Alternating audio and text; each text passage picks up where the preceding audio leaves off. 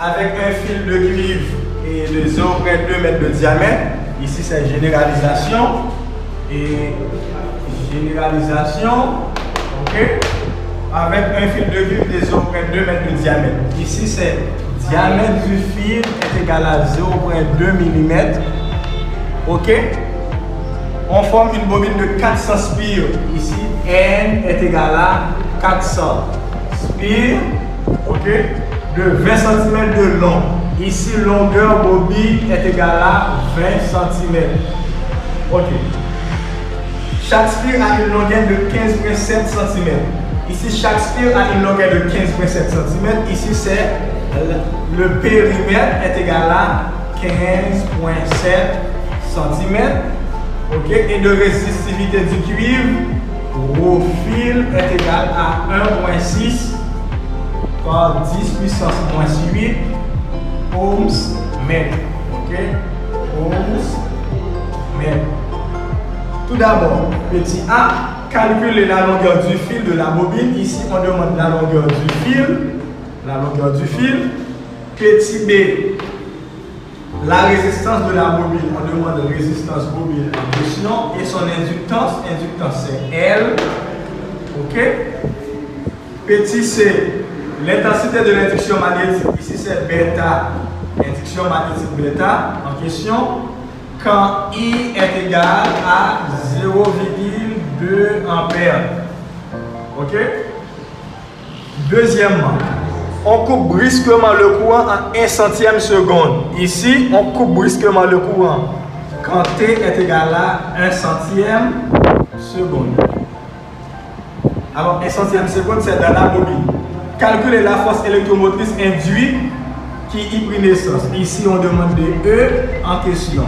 La force électromotrice qui y prit naissance. Maintenant, nous allons commencer avec la longueur du fil. Maintenant, c'est calculons la longueur du fil. Ici, L fil. Ici, longueur du fil est égale à N pi diamètre bobine. Ici, la longueur du fil, c'est N pi diamètre bobine.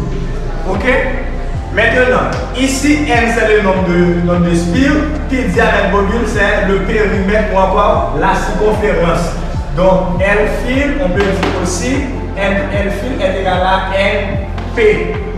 Ici, pi diamètre bobine, c'est la circonférence ou encore le périmètre. Donc, longueur du fil est égale, N qui est égal à 400 à multiplier par le périmètre qui est égal à 15,7 par 10 puissance moins 2.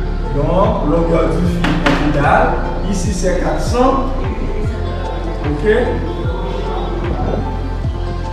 Ici c'est 400 à multiplier par 15,7. Ça nous donne 6280 par 10 puissance moins 2.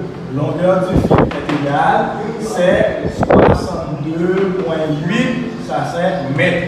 Ici, on trouve la longueur du fil de la bobine. Deuxièmement, on demande de déterminer la résistance de la bobine. Calculons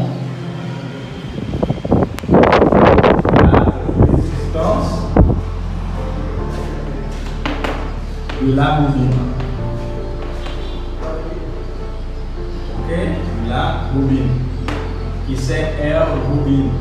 Résistance bobine est égale, c'est ρ fil L fil sur surface du fil.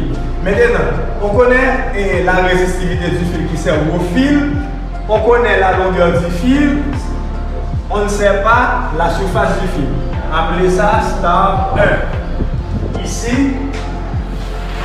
cherchons longueur du fil qui c'est L fil. L fil est égal, c'est vous trouvez la longueur du fil et alors c'est S fil, surface du fil. Surface du fil est égal 0,785 diamètre du fil élevé au carré. Ici, surface du fil est égale 0,785 à multiplier par Ici, diamètre du fil. Diamètre du fil est égal à 0,2 mm. Convertir ça en mètres nous donne 2 par 10 puissance moins 4 mètres. Ok? À multiplier par 2 par 10 puissance moins 4 élevé au carré. Surface du fil est égale, c'est 0,785 multiplié par d au carré 2 fois d nous donne 4 par 10 puissance moins 4 au carré nous donne 10 puissance moins 8. Surface du fil est égale, ici c'est 0,785 à multiplier par 4, ça nous donne 3,14 par 10 puissance moins 8 mètres carrés. Ok, ici on trouve la surface du fil. Maintenant, revenons à star 1. Ici, résistance bobine est égale, au fil, la résistivité nous donne 1,6 par 10 puissance moins 8, multiplié, la longueur du fil nous donne 62,8 sur la surface du fil. Ok, c'est 3,14 par 10 puissance moins 8. On simplifie par 10 puissance plus 8. Résistance bobine est égale. Ici, c'est 1,6 multiplié par 62,8. Ça nous donne 100,48 divisé par 3,14. Résistance bobine est égale. Ici, c'est 100,48 divisé par 3,14. Ça nous donne 32. La résistance s'exprime en ohms. Ok. Ici, on trouve la résistance de la bobine, ça est égal à 32 ohms. Maintenant, calculons l'inductance de la bobine. Ok, qui c'est L. Alors l'inductance est égale, c'est 10 puissance moins 7 L au carré sur longueur bobine.